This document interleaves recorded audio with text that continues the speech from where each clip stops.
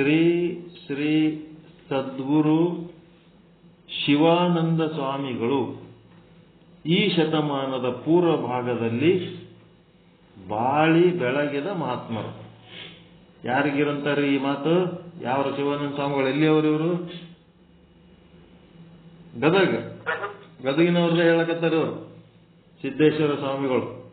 ಶ್ರೀ ಶ್ರೀ ಸದ್ಗುರು ಶಿವಾನಂದ ಸ್ವಾಮಿಗಳು ಈ ಶತಮಾನದ ಪೂರ್ವ ಭಾಗದಲ್ಲಿ ಬಾಳಿ ಬೆಳಗಿದ ಮಹಾತ್ಮರು. ಅವರು ಹುಟ್ಟಿದ್ದು ರೋಣದಲ್ಲಿ. ನೋಡ್ರಿ, ಇದೆಲ್ಲ ಹಿಸ್ಟ್ರಿ ಹೇಳಕತ್ತಾರೆ. ರೋಣದಲ್ಲಿ ಶ್ರೀ ಲಿಂಗನಗೌಡರು ಮತ್ತು ಶ್ರೀಮತಿ ಬಸವಲಿಂಗಮ್ಮನವರು ಅವರು ತಂದೆ ತಾಯಿಗಳು. ಶ್ರೀ ಸ್ವಾಮಿಗಳು ಹುಟ್ಟಿದ 3ನೇ ವರ್ಷದಿಂದ 10ನೇ ವರ್ಷದವರೆಗೆ ಮೌನವಾಗಿ ಉಳಿದರು. ಏನು ಮಾತಾಡಿಲ್ಲ ಅಂತ ನೋಡಿ. ಬಾಲ್ಯತನದ ಆ 7 ವರ್ಷಗಳಲ್ಲಿಯೇ ಅವರೇನ್ ಮಾಡಿದ್ರು? ಆತ್ಮಾನುಸಂಧಾನ ನಡೆಸಿದರು.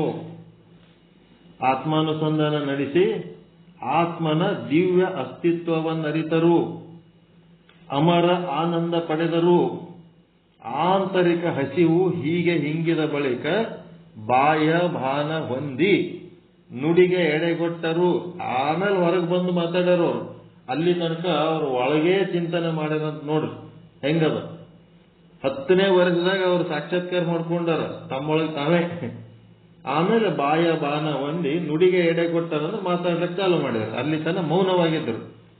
ಅವರು ಒಮ್ಮೆಲೆ ಮಾತನಾಡುತ್ತಿರುವುದನ್ನು ಕಂಡು ತಂದೆ ತಾಯಿ ಆನಂದ ಪಟ್ಟರು. ಇದಕ್ಕೇನಂತೀರಿ?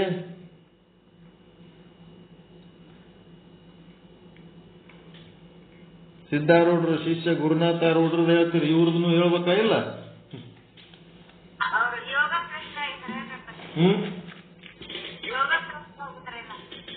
ಯೋಗ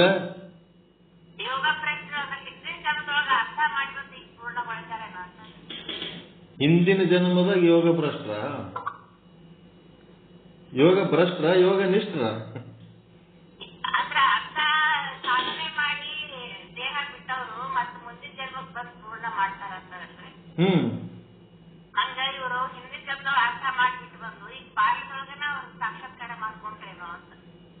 ಅದಕ್ಕೆ ಯೋಗ ಭ್ರಷ್ಟ್ರ ಅಂತಾರ.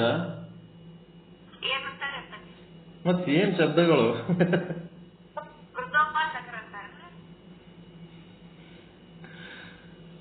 ಕೃತೋಪಾಸಕರು ಹಿಂದಿಂದು ಮುಗಿಲಾರ್ದಕ್ಕೆ ಏನಾಯ್ತು? ಅದೃಢ ಅಪರೋಕ್ಷ ಬ್ರಹ್ಮಜ್ಞಾನ ಆಗಿರ್ತದ ಅವ್ರಿಗೆ. ಯೋಗ ಭ್ರಷ್ಟ್ರ ಅಂತಲ್ಲ. ಯೋಗ ಭ್ರಷ್ಟ್ರ ಅಂತಂದ್ರ ಯೋಗ ಅಂದ್ರೆ 2 ಕೂಡಿ ಒಂದಾಗೋದಕ್ಕೆ ಯೋಗ. ಭ್ರಷ್ಟ್ರ ಅಂದ್ರ ಅದನ್ನ ಒಂದತ್ತು ತಿಳ್ಕೊಳ್ಳಾರ್ದ 2 ಹತ್ತೆ ವಾದ ಮಾಡೋರು ಯೋಗ ಭ್ರಷ್ಟ್ರು. ಅವ್ರದು ಅದೃಢ ಅಪರೋಕ್ಷ ಬ್ರಹ್ಮಜ್ಞಾನ. ಆಯುಷ್ಯ ಮುಗಿದು ಹೋಗಿರ್ತದೆ. ಹಿಂದಿನ ಜನ್ಮದಾಗ ಎಲ್ಲ ಮಾಡಿರ್ತಾರ. ಇನ್ನೊಂದು 8-10 ವರ್ಷ ಇದ್ರಂತಂದ್ರೆ ಇದನ್ನು ಮುಗಿದು ಹೋಗ್ತಿರ್ತದ. ಆದ್ರೆ ಏನ್ ಮಾಡ್ಬೇಕು? ಅದು ಟೈಮ್ ಉಳಿದಿರಲ್ಲ. ಆಯುಷ್ಯ ಇಲ್ಲದಕ್ಕೆ ಬಿಟ್ಟಿರ್ತಾರೆ. ಮತ್ತೆ ಈ ಜನ್ಮ ಮತ್ತೀಗ ಬಂದಿಲ್ಲ. ನಾವು ವಿಚಾರ ಸಾಗರ ಹೇಳಕ್ಕ 4ನೇ ತರಂಗ ಅವು ಹೇಳ್ಕೊತ್ ಕೂತೀವಲ್ಲ. ಹಿಂದೆ ಅರ್ಧಂಬರ್ಧ ಮಾಡಿ ಹೋಗಿರ್ತೀವಿ. ಮತ್ತೀಗ ಅದು ಕಂಟಿನ್ಯೂ ಮಾಡ್ಲಿಕ್ಕೆ ಬಂದೀವಿ. ಅದು ಎಲ್ಲಿ ಬುಕ್ಕೋ ಯಾರು ಬರ್ದವ್ರು ಎಂತ ಪರಿ ನಾವು ಅದಕ್ಕೆ ಸಮಯ ಆಯುಷ್ಯ ಎಲ್ಲಾನು ಕೊಟ್ಟು ಅದಕ್ಕೆ ಕೇಳ್ಕೊತ್ ಕೂತೀವಿ ನಾವು. ಹಿಂಗಿರ್ತದ. ಅದಕ್ಕೇನಾಯ್ತು? ಆತ್ಮಾನುಸಂಧಾನ ನಡೆಸಿ ಆತ್ಮನ ದಿವ್ಯ ಅಸ್ತಿತ್ವವನ್ನು ಅರಿತರು. ಅಮರ ಆನಂದ ಪಡೆದರು. ಆಂತರಿಕ ಹಸಿವು ಹೀಗೆ ಹಿಂಗಿದ ಬಳಿಕ ಬಾಹ್ಯ ಭಾನ ಹೊಂದಿ ನುಡಿಗೆ ಎಡೆಗೊಟ್ಟರು. ಅವರು ಒಮ್ಮೆಲೆ ಮಾತನಾಡುತ್ತಿರುವುದನ್ನು ಕಂಡು ತಂದೆ ತಾಯಿ ಆನಂದ ಪಟ್ಟರು. ಅವ್ರಿಗೇನ್ ಮಾತು ಬರ್ತಿದ್ದಿಲ್ಲ, ಮಾತು ಬರ್ತಿತ್ತು. ಅದಕ್ಕೆ ರತ್ನಾಕರನ ಮಗ ಶಂಕರಾಚಾರ್ಯರ ಶಿಷ್ಯ ಹತ್ತ ಮಲಕಾಚಾರ್ಯ ಅಂದ್ರೂ ಇದೇ ತರ ಅದ ಇಲ್ರಿ ಕತೆ. 12 ವರ್ಷ ಆದ್ರೆ ಅವ ಮಾತಾಡಿರಂಗಿಲ್ಲ. ಶಂಕರಾಚಾರ್ಯರ ಮುಂದೆ ತಂದು ಕುಂದಿರ್ತಾರ. ನೀ ಯಾರಪ್ಪ ಅಂತ ಕೇಳಿದಾಗ ಅವ 12 ವರ್ಷದ ನಂತರ ಮಾತಾಡ್ತಾನ. ನೀ ಯಾರತ್ ಕೇಳಿದಾಗ ಅವನೇನು ನಾನು ಏನದೀನಿ ಅಂತ ಹೇಳ್ತಾನ. ಎಲ್ಲ ಆತ್ಮದ ಲಕ್ಷಣಗಳು ಹೇಳ್ತಾನ. ಹೇಳಿದತ್ನಾಗ ಆಯ್ತಪ್ಪ ನೀ ಯಾರದೇ ಗೊತ್ತಾಯ್ತೈತೆ ಶಂಕರಾಚಾರ್ಯ ಪರೇಶಾನ್ ಆತಾರ. ಇಷ್ಟು ದಿನ ಯಾಕೆ ನೀ ಗಪ್ ಕೂತಿದ್ದಿ, ಅವ ಯಾಕೆ ಮಾತಾಡಿಲ್ಲ ಅಂತ ಕೇಳಿದ್ರ ನಾ ಮಾತಾಡಿದ್ದು ಇವಕ್ಕೆ ತಿಳಿಬೇಕಲ್ಲ, ಇವೆಲ್ಲ ಪಶುಗಳವ ಅಂತಾನ. ಹಸ್ತಮಲಕಾಚಾರ್ಯ. ಪಶುಗಳಿಗೆ ನಾ ಮಾತಾಡಿ ತಿಳಿಬೇಕಲ್ಲ, ಮತ್ತೆ ಈಗ ಯಾಕೆ ಮಾತಾಡ್ಲಕತ್ತೀವಿ ಅಂತಂದ್ರ ನನ್ನ ಮಾತ ಅರ್ಥ ಮಾಡ್ಕೊಳ್ಳಂತ ನೀವು ಬಂದಿದ ನಿನ್ ಸಂಗಟ್ ಮಾತಾಡ್ಲಕತ್ತೀನಿ ಅಂತ. ಹೆಂಗದ ನೋಡ್ರಿ, ಕೇಳಿರಿಲ್ಲ ಅದು ಹಸ್ತಮಲಕಾಚಾರ್ಯ ಅಂತ.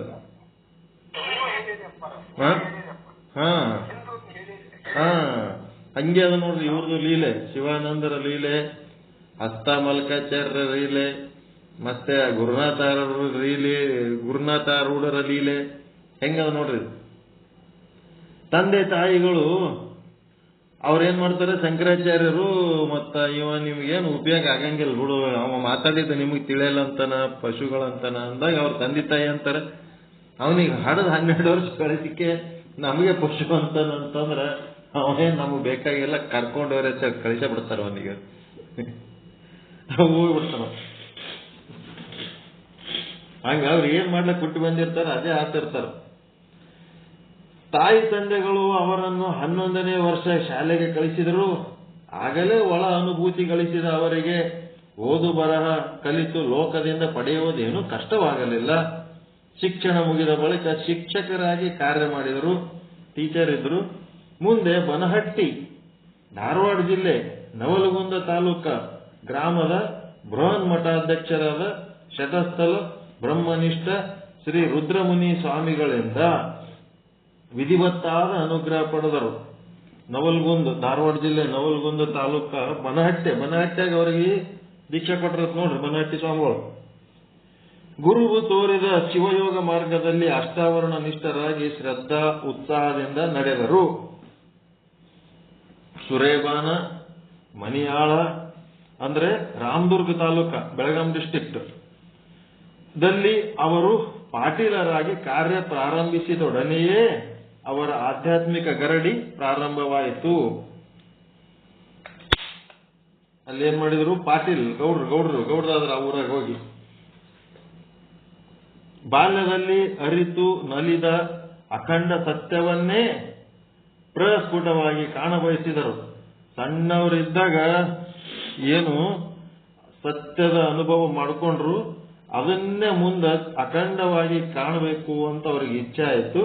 ಗೃಹಸ್ಥರಾಗಿ 18 ವರ್ಷಗಳ ಕಾಲ ಅಲ್ಲೇ ನೆಲೆಸಿದರೂ ಪ್ರಾಪಂಚಿಕದ ಎಳೆತ ಅವರಿಗೆ ಇರಲೇ ಇಲ್ಲ. ಪ್ರಾಪಂಚಿಕದ ಸೆಳೆತನೇ ಇರಲಿಲ್ಲ. ಊರಿನ ನ್ಯಾಯ ನಿಷ್ಠೆ ಹಾಗೂ ಕಾರ್ಯತತ್ಪರ ಗೌಡರಾಗಿದ್ದಂತೆ ಅಂತರಂಗದಲ್ಲಿ ಅನಂತ ಅರಿಗಳನ್ನೆಲ್ಲ ಅಟ್ಟಿಮೆಟ್ಟಿದ ಮಹಾಧೀರರಾಗಿದ್ದರು. ಊರೊರಗ ಒಂದೇ ತರ ಕಾಣ್ತಿರ್ತಾರ, ಎಲ್ಲರಂಗ ಗೃಹಸ್ಥರ ಕಂಡಂಗೆ ಕಾಣ್ತಿರ್ತಾರ. ಒಳಗೆ ಹೆಂಗಿತ್ತು, ಅಂತರಂಗದಲ್ಲಿ ಅನಂತ ಅರಿಗಳಂದ್ರೆ ವೈರಿಗಳು.